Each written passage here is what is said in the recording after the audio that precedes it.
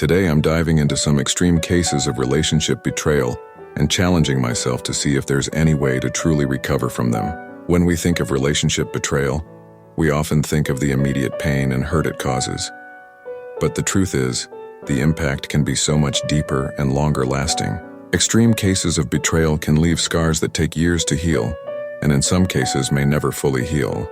The question is, can we ever truly recover from such betrayal? Or are we forever changed by the experience? Infidelity is one of the most common forms of betrayal, and it can take many different forms. Emotional infidelity, for example, can be just as damaging as physical infidelity. When someone we love and trust shares intimate emotional connections with someone else, it can be a devastating blow to our self-worth and our sense of security in the relationship. And then there's physical infidelity, which can be a betrayal of the most intimate kind.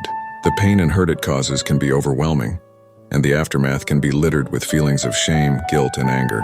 Another form of betrayal is when our partner lies to us or hides important information from us. When we discover that someone we love has been deceiving us, it can be a huge blow to our trust and our sense of reality.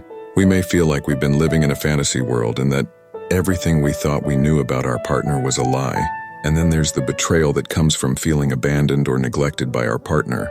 When we feel like we're not getting the emotional support or connection we need from our partner, it can be a very lonely and isolating experience. In some cases, betrayal can be a result of our partner's addiction or compulsive behavior. When someone we love is struggling with addiction, it can be a massive betrayal of our trust and our sense of safety in the relationship. We may feel like we're walking on eggshells, never knowing when the other shoe will drop and never feeling like we can truly rely on our partner.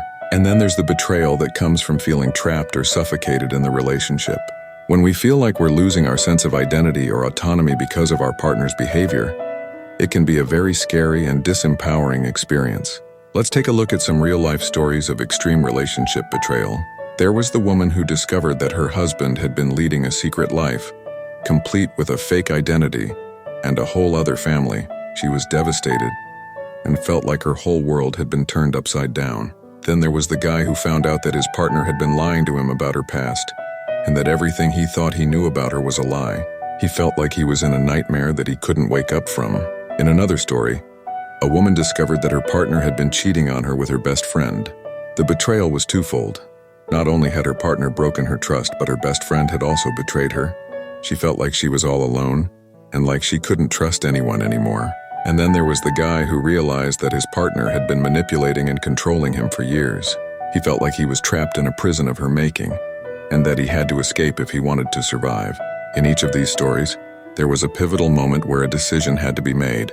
Would they choose to stay in the relationship and try to work through the betrayal? Or would they choose to leave and start anew? For the woman whose husband had been leading a secret life, the decision was clear. She couldn't stay in a relationship with someone who had lied to her so deeply. But for the guy who found out his partner had been lying to him, the decision wasn't so clear-cut.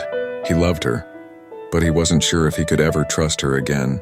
In many cases, the decision to stay or leave is influenced by how we feel about ourselves and our own sense of self-worth. If we feel like we're worthy of love and respect, we're more likely to leave a relationship that's toxic or unhealthy. But if we feel like we're not worthy, we may stay in a relationship that's bad for us, hoping that things will somehow magically get better.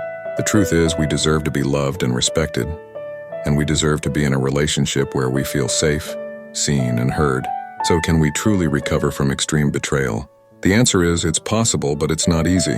It takes time, effort, and a willingness to do the hard work of healing and growth. It takes resilience and a commitment to self-care and self-love. It takes a recognition that we are worthy of love and respect, and that we deserve to be in a relationship that's healthy and fulfilling. And it takes a willingness to forgive, not for the other person's sake, but for our own. So what do you think? Can we ever truly recover from extreme betrayal? Let me know in the comments below.